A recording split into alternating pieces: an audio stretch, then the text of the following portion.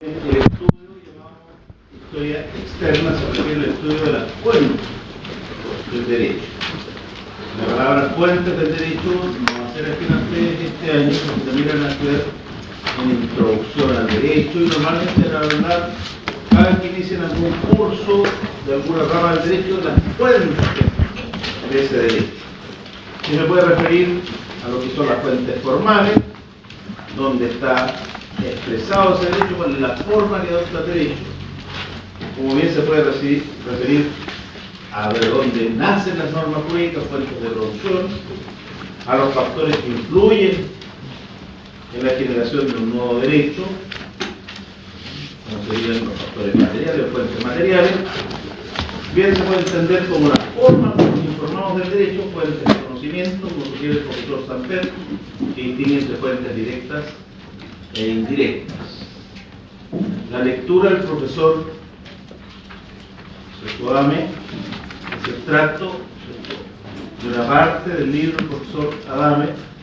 Se refiere primero, ¿no es cierto?, a algunos aspectos que nosotros ya desarrollamos, a lo que ocurrió con el derecho que nosotros vamos a estudiar en cuanto al contenido, ¿no es cierto?, de su relevancia en el derecho, por ejemplo, en la Edad Media, de la Edad Moderna, en los tiempos contemporáneos. De hecho, el autor lo refiere a la recepción del derecho romano en México, por ejemplo, que es un profesor mexicano.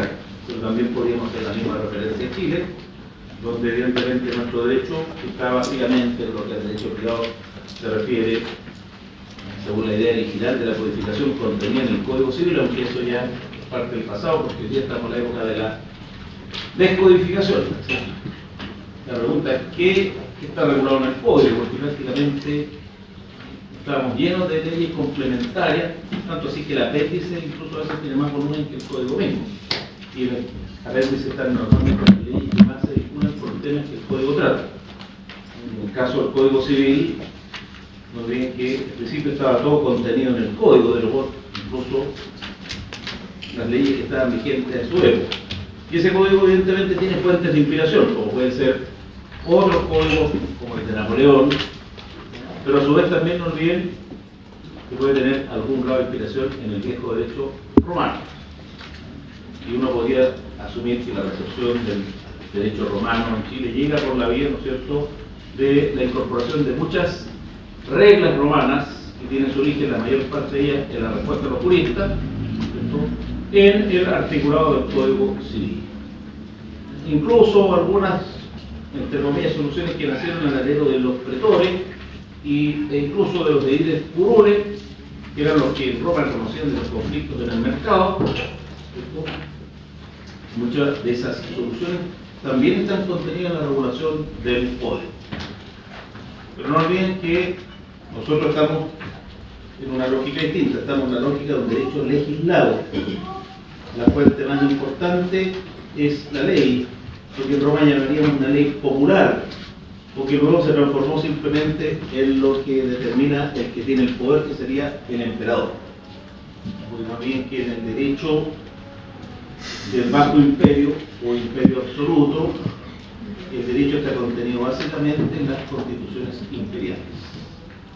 Por eso que el profesor, ¿cierto?, Di Pietro, cuando califica el derecho romano como un derecho purista, se refiere al derecho clásico. Porque si nos preguntamos qué clase de derecho es el derecho justiniano, es un derecho legislado. No olviden, el corpus iuris civile, que es el nombre que se le da a la media la obra de Justiniano, no hace más que, ¿cierto?, contener en constituciones lo que era el derecho que antes estaba contenido en la iura, literatura jurídica clásica, y en las leyes, que era básicamente a esa época, ¿cierto?, constituciones imperiales. Constituciones imperiales. Pero el corpus, si lo tuviéramos que calificar, es, ¿cierto?, una constitución imperial. En cuanto a su origen, emana del emperador. El emperador le encarga una comisión, ¿no es cierto?, que, ¿cierto?, se preocupe de darle el derecho, ¿no es cierto?, al imperio, ordenar el derecho. Parte de ese derecho responde, ¿no es cierto?, a la creación de los juristas, porque está en la iura. Pero también no olviden que ha sido debidamente modificado o adecuado, ¿no es cierto?, las características de la sociedad romana de los tiempos de Justiniano, mediante lo que llaman algunos las interpolaciones. Todo eso lo van a encontrar en el texto del profesor Jorge Adame Godard, y que no es una obra tan profunda, por eso es un extracto, es un resumen de un tema, no sé si podría perfectamente ser un libro completo. Pero en honor al tiempo, esa es la extensión que le damos a lo que sería el estudio de la llamada historia externa, que hay que complementarlo con lo que vimos como capítulo introductorio. Ahora, lo que sigue, historia interna, es el estudio de las instituciones del derecho privado.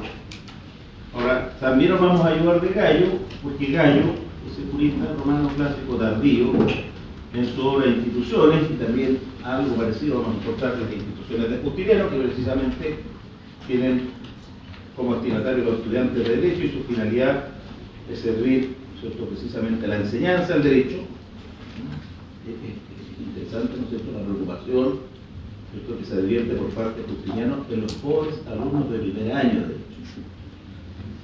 Se lee la Constitución promulgatoria de la obra de Justiniano, ¿no es cierto?, se va a destacar, ¿no es cierto?, la preocupación que él tiene, es esto, por quienes se inician en el estudio del derecho. Y para eso la obra de instituciones. Gallo ya en su tiempo, ¿no es cierto?, se dice que había sido un maestro porque precisamente su obra de instituciones responde más bien a las características de lo que normalmente sería un manual. Y ahí encontramos, ¿no es cierto?, lo que sería la enseñanza del derecho en la época de Gallo, época clásica. En cambio, Justiniano de la época posclásica. El derecho no es necesariamente menos. De hecho, el redescubrimiento de la obra de Gallo, ¿no es cierto?, a comienzos del siglo XIX, supuso también advertir de algunas cosas que se daban por propias de la época clásica, en realidad eran alteraciones introducidas por los, ¿cierto?, encargados de la elaboración del código mediante interpolaciones.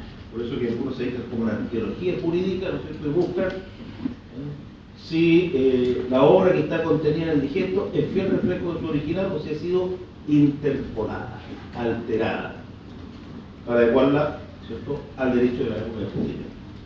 Incluso el latín no es el mismo, ¿cierto?, en la época arcaica que en la época clásica, tampoco será el mismo en el derecho justiniano, porque al igual que cualquier fenómeno cultural va cambiando.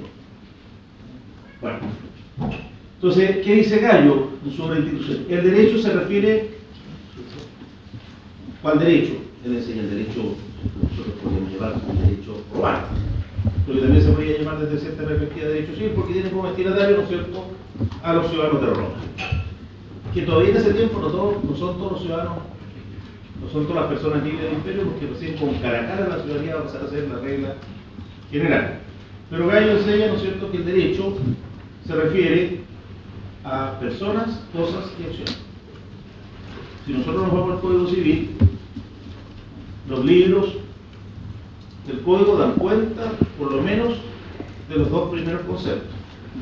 El libro primero se refiere a las personas, el libro segundo a los bienes, que también los podemos llamar las cosas, el libro tercero a la sucesión por causa de muerte, que también podría ser vista la herencia como una cosa, después lo vamos a ver, y el libro cuarto se refiere a las obligaciones.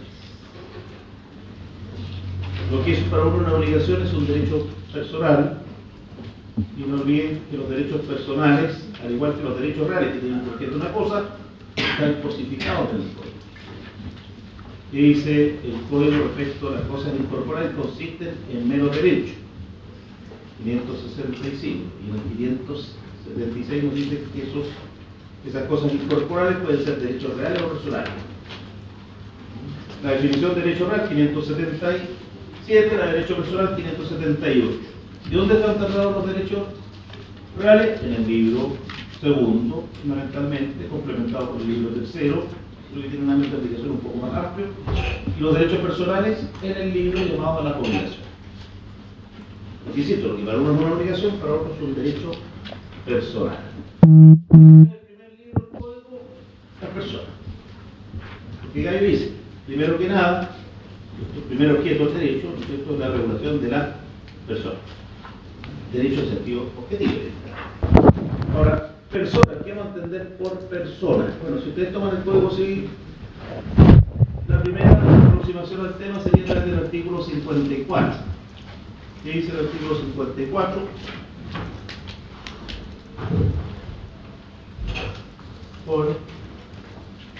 Claro que en el título preliminar, donde están las definiciones de palabras de uso frecuente, no se define lo que es persona.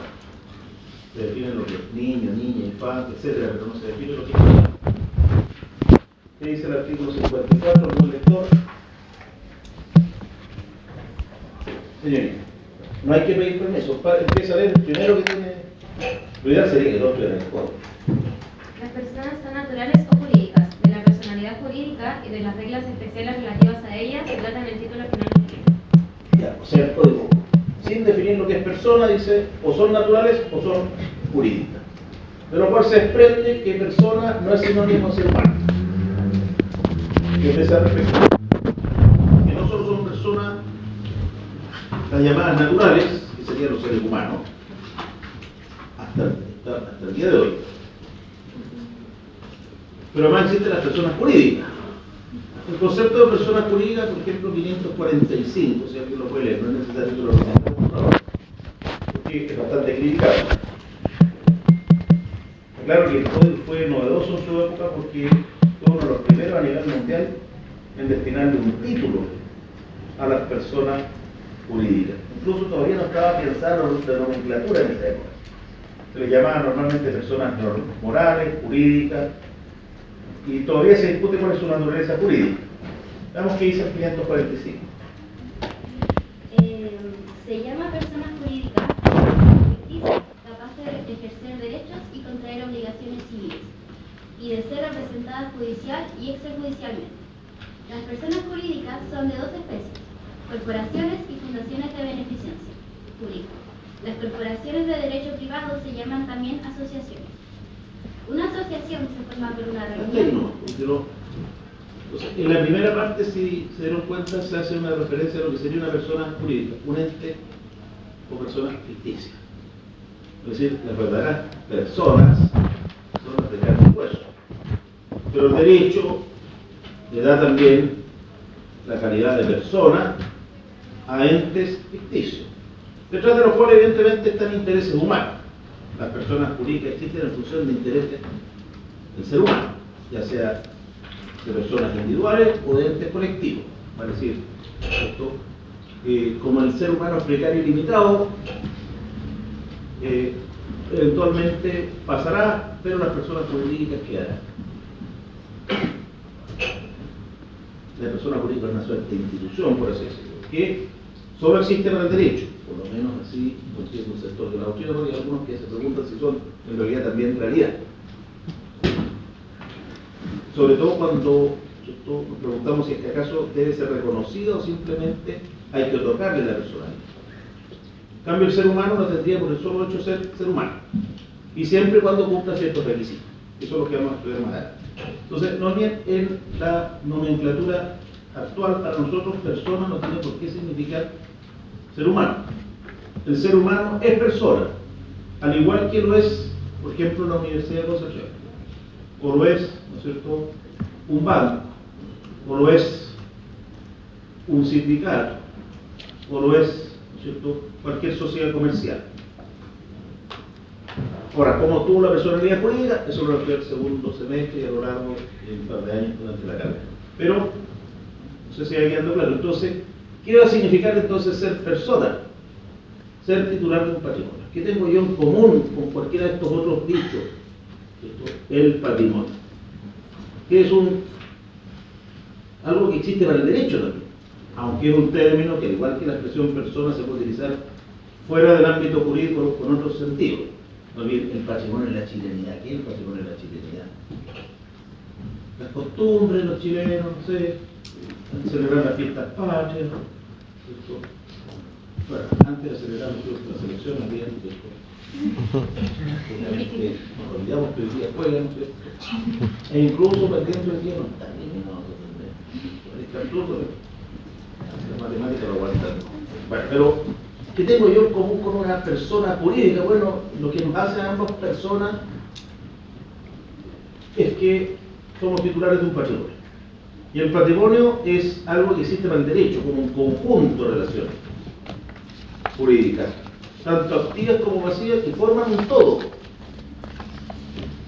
Mientras vivo, tengo patrimonio. Una vez muerto, ya no puedo ser titular de un patrimonio.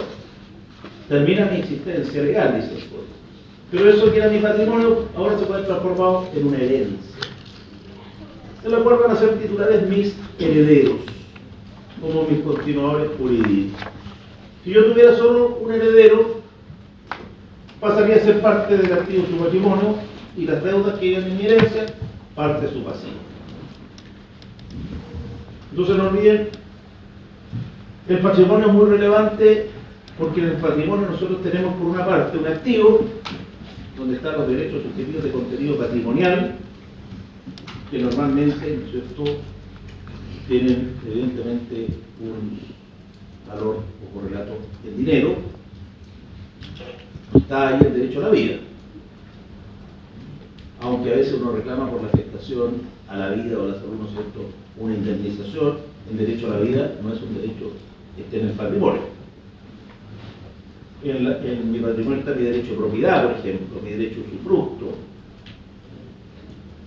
los créditos que tengo contra otros, derecho personal. En el pasivo están mis deudas. Y están tan vinculadas que cuando yo me obligo, ¿qué es lo que comprometo? Los bienes que están en mi activo. Veamos el artículo 2465. Este es uno de los artículos más relevantes del Código y que recoge algo que viene de la experiencia romana y que supuso un cambio relevante en el contenido, ¿no es cierto?, de las relaciones entre personas en cuanto a dónde se podían hacer efectivas las deudas. Veamos artículo 2465. Por ahora este no es necesario que lo retenga. Sí. Toda obligación personal da al acreedor el derecho de perseguir su ejecución, sobre todo los bienes raíces o muebles del deudor, sean presentes o futuros, exceptuándose solamente los no embargables, designados en el artículo 1617. Entonces no olviden, cuando uno pide un préstamo, por ejemplo, ¿qué es lo que compromete? No su cuerpo, no su honra, no su vida, compromete, ¿cierto?, el activo de su patrimonio. ¿Qué es lo que me pueden embargar si yo lo pago voluntariamente en un procedimiento ejecutivo para pagarse? Lo que esté integrado a mi activo, que puede ser derechos que recaigan sobre cosas corporales, que se confundirán eventualmente sobre las cosas cuando se trata de la propiedad, o bien crédito, derechos que podría ser valer contra otro. De hecho, eso lo van a estudiar ustedes con mayor detalle cuando estudien los derechos auxiliares de los acreedores. Porque no olviden que el patrimonio es precisamente eso, la relación, un conjunto de relaciones entre, ¿cierto?, el activo y el pasivo. Por eso un conjunto de relaciones tanto activas como pasivas que para el derecho forman un todo. ¿Y quién tiene esa posibilidad de ser titular de un patrimonio? Se le designa con la expresión persona, la cual a su vez puede ser natural o jurídica. También se dice que persona es el sujeto de derecho, pero también está una excepción restringida al término persona. No es lo que para el derecho penal se entiende por persona, porque ahí sería el ser humano nacido. Bien, eso también es requisito de la personalidad, pero la persona va a la mano, ¿cierto?, de la titularidad de derechos subjetivos de contenido patrimonial. Otro tanto ocurre cuando uno define la capacidad de goce, es la actitud para ser titular de derechos subjetivos de contenido patrimonial. Eso en el derecho actual lo tienen todos los seres humanos, desde que cumplen los requisitos que vamos a pasar a expresar a continuación. Ahora, en Roma, no olviden, en el lenguaje, en el vocabulario de los juristas, no existe la palabra persona en el sentido técnico moderno. No se habla de sujetos de derecho, ni se opone a la expresión sujeto de derecho la idea de objeto de derecho. Lo que sí, cuando un jurista habla de las personas, se está refiriendo a los seres humanos. Gallo, cuando se refiere a las personas, dice, el derecho se refiere fundamentalmente a personas, dice, cosa y hechos. Y cuando se refiere a las personas, Gallo, la primera división que hacen las personas no es la que hace el Código Civil, no divide las personas en naturales y jurídicas, porque eso no está en la mente del jurista romano. No es que en Roma no existieran lo que hoy llamamos personas jurídicas. Más bien que en Roma existen las corporaciones, existen las fundaciones, etc. Pero no se les ve como personas, se les trata como si fuera una persona, pero no se les designa con la expresión persona porque esta se reserva a los seres humanos. ¿Y cuál es la suma de inicio de las personas según Gallo? Libres y esclavos. La palabra persona incluso se puede explicar etimológicamente su origen. Una máscara que se utilizaba para amplificar la voz y donde evidentemente en el teatro nos servía también para representar, ¿cierto?, los distintos roles que un ser humano puede ocupar en la vida social. Incluso a veces se sirve para representar animales. Pero no significa lo que tenemos por persona como ente titular de un patrimonio. Por eso, si no vamos a encontrar en la fuente romana la distinción entre personas naturales, ¿cierto?, y jurídicas. Ahora, tampoco vamos a encontrar una afirmación como la del artículo 55, que dice que persona es todo individuo de la especie humana, cualquiera sea su edad, sexo, tipo, condición. Eso sería perogrullo, porque el ser humano aparece vinculado con esta expresión en Roma, persona, porque no tiene la acepción técnica de titular de un patrimonio, porque si no, no sería cierta la distinción de Gallo entre libres y esclavos, porque los esclavos no son titulares de un patrimonio, y ni siquiera todos los libres son titulares de un patrimonio, según lo que vamos a ver. Bueno, entonces eso es una precisión terminológica. Tampoco encontramos en las fuentes romanas conceptos como capacidad de goce, no bien que es sujeto de derecho tiene esa capacidad. ¿Y qué es la capacidad de goce? El poder ser titular de derechos subjetivos de contenido patrimonial.